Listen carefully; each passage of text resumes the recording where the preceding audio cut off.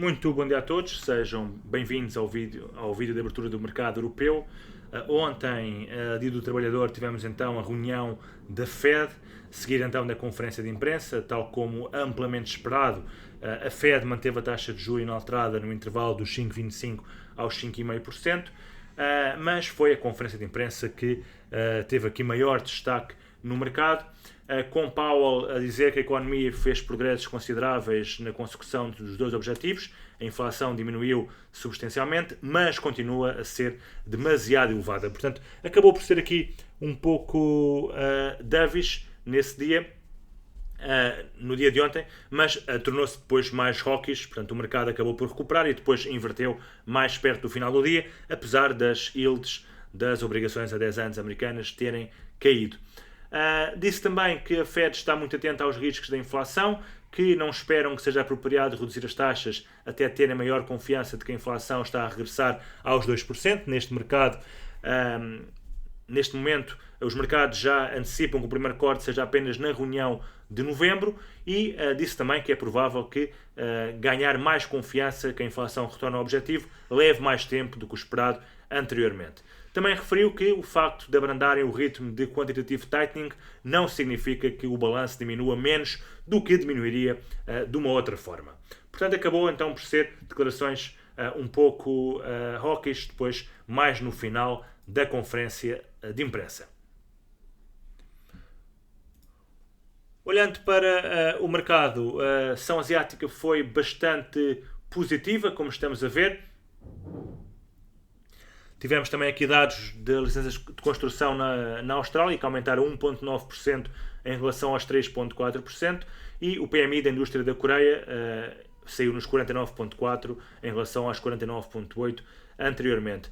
Também no Japão, o iene valorizou bastante, depois recuperou um pouco aqui o dólar e iene, após uma possível intervenção do Banco do Japão. No entanto, Kanda, do Japão, indicou que não daria aos mercados informações sobre as intervenções e os dados sobre elas serão divulgados no final de cada mês.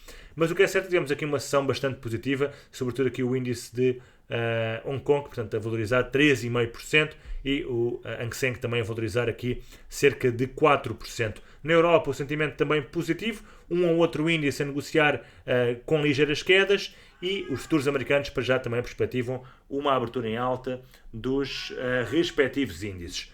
Olhando para o calendário macroeconómico de hoje,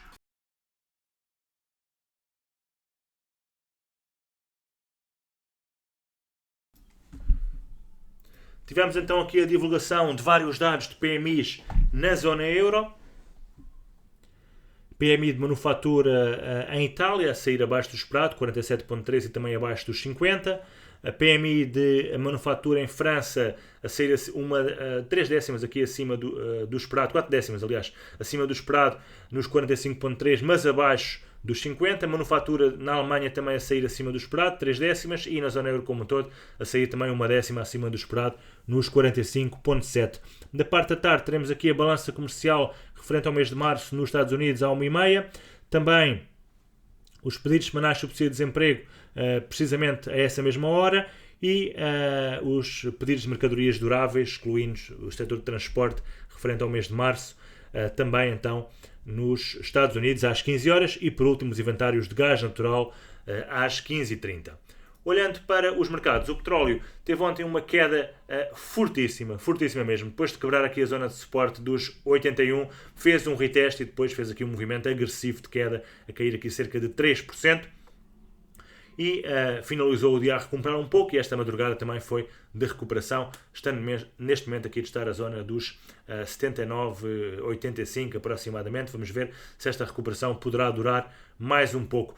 O ouro também, este trade foi dado aqui no princípio desta semana, portanto quebrou este canal, o target foi atingido, depois recuperou, mas tudo indica, na minha opinião, que poderá continuar a cair, sobretudo se quebrar aqui o mínimo feito no dia de ontem, na zona dos 2.282.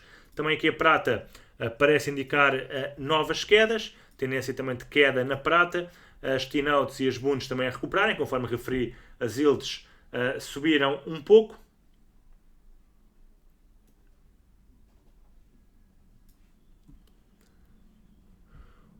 E também aqui no café temos aqui também um setup interessante com o café a quebrar aqui a zona de suporte dos $220 e portanto se projetamos aqui à altura deste padrão no ponto de breakout deverá levar o café aqui à zona dos 193, o que corresponde em relação à zona atual a uma queda de cerca de 8,5%.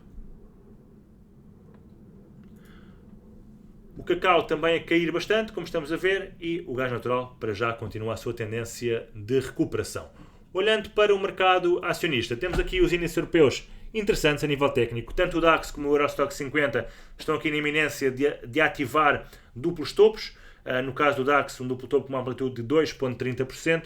No caso do Eurostoxx 50, que está precisamente neste momento sobre a base desse duplo topo, uma amplitude de 2,80%. Portanto, se quebrarem, poderão vir testar aqui os mínimos de dia 19 de abril, tanto o DAX como também o Eurostoxx 50. No caso do índice espanhol, o IBEX também aqui corrigir um pouco, neste caso não me parece tão interessante. O CAC também a testar aqui os mínimos já de dia 19, portanto também não me parece com muito mais potencial para cair, a não ser que quebre esse mínimo, como é óbvio. E os índices americanos, só esperar aqui que carregue o gráfico.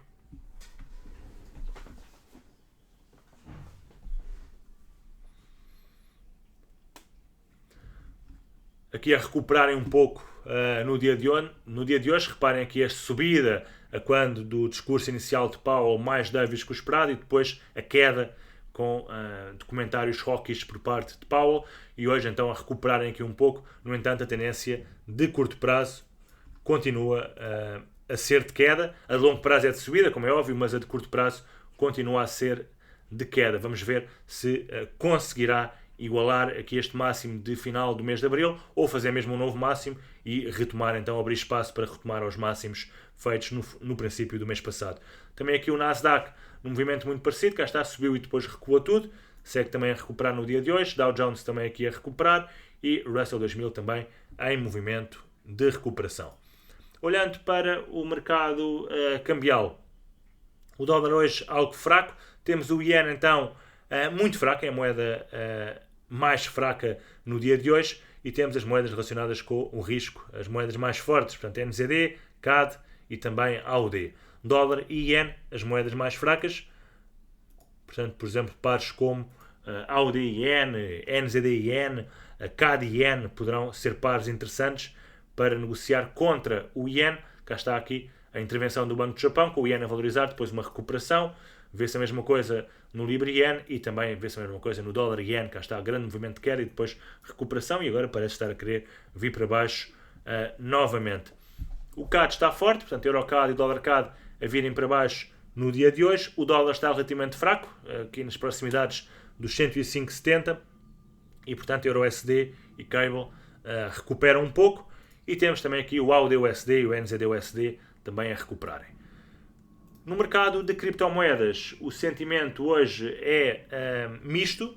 No entanto, temos aqui uma situação técnica interessante. A Bitcoin cai cerca de 0,20% para a zona dos 57.600.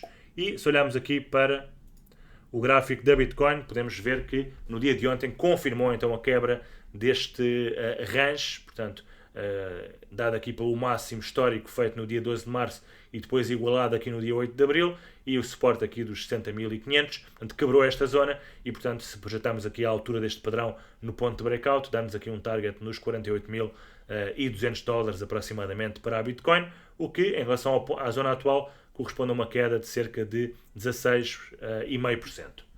Por hoje é tudo, ficamos então por aqui, um bom resto de dia a todos e bons negócios.